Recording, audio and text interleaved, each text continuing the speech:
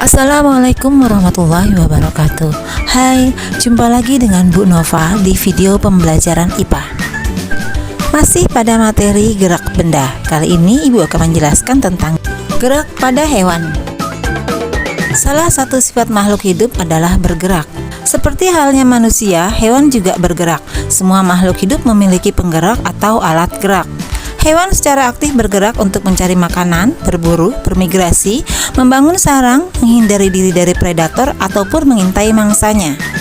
Jika manusia memiliki alat gerak berupa tangan dan kaki, hewan memiliki alat gerak yang disesuaikan dengan lingkungan hidupnya. Ada hewan yang berjalan, berlari, terbang, berenang, merayap, dan lain sebagainya. Protozoa atau yang lebih umum dikenal dengan hewan uniseluler atau bersel satu memiliki alat gerak berupa silia atau bulu yang bergetar di sekitar tubuhnya, flagellata atau bulu cambuk. Ada juga yang memiliki kaki semu atau pseudopodia seperti pada amuba. Gerakan hewan di dalam air. Air memiliki kerapatan yang lebih besar dibandingkan udara, sehingga hewan lebih sulit bergerak di air daripada di udara. Air memiliki gaya angkat yang lebih besar dibandingkan dengan udara, dan tubuh hewan yang hidup di air memiliki massa jenis yang lebih kecil daripada lingkungannya. Kedua hal tersebut mengakibatkan hewan yang hidup di air dapat melayang-layang di dalam air dengan mengeluarkan sedikit energi karena adanya gaya angkat oleh air. Salah satu bentuk tubuh yang paling banyak dimiliki oleh hewan air adalah bentuk torpedo atau streamline.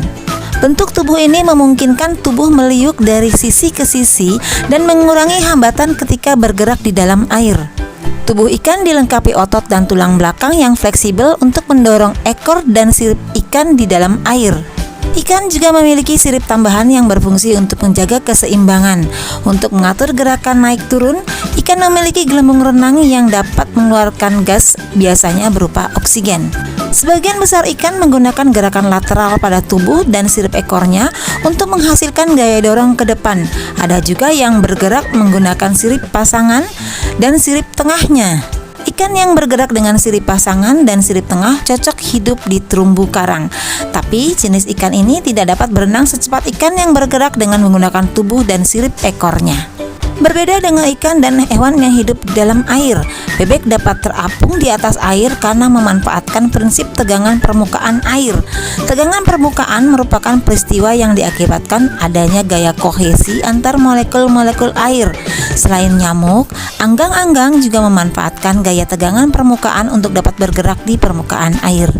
Gerak hewan di udara. Sayap merupakan alat gerak yang digunakan hewan untuk terbang. Berbagai jenis serangga dan spesies burung menggunakan sayap untuk terbang dan berpindah tempat. Gravitasi adalah masalah utama yang dihadapi oleh hewan-hewan yang terbang di udara. Tubuh hewan-hewan tersebut harus memiliki gaya angkat yang besar untuk mengimbangi gaya gravitasi, karena tidak mungkin tubuh hewan memiliki massa jenis yang mendekati massa jenis udara. Salah satu upaya untuk memperbesar gaya angkat adalah dengan menggunakan sayap. Sayap burung tersusun atas kerangka yang kuat dan ringan serta otot yang kuat. Sayap burung memiliki bentuk melengkung sehingga udara yang mengalir pada bagian atas sayap lebih cepat daripada bagian bawahnya. Hal ini akan menghasilkan gaya angkat dan gaya dorong yang efektif untuk pergerakan burung. Struktur sayap yang demikian disebut airfoil.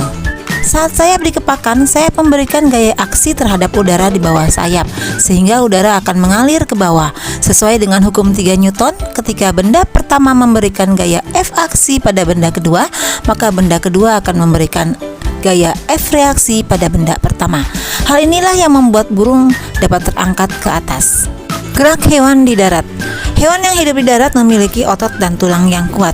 Hal tersebut diperlukan untuk mengatasi inersia atau kecenderungan tubuh untuk diam dan untuk menyimpan energi pegas atau elastisitas untuk melakukan berbagai aktivitas. Gajah dan kerbau memiliki massa tubuh yang sangat besar. Akibatnya, untuk bergerak, gajah dan kerbau harus melawan inersia yang nilainya juga sangat besar. Namun perbedaan struktur tulang serta kekuatan otot gajah dan kerbau membuat gajah mampu melakukan gerakan yang lebih lincah daripada kerbau. Lain halnya dengan kuda, harimau, dan kijang.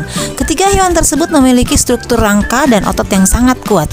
Kijang dan harimau memiliki bentuk kaki yang lebih ramping, sehingga kijang dan harimau mampu menyimpan elastisitas yang tinggi.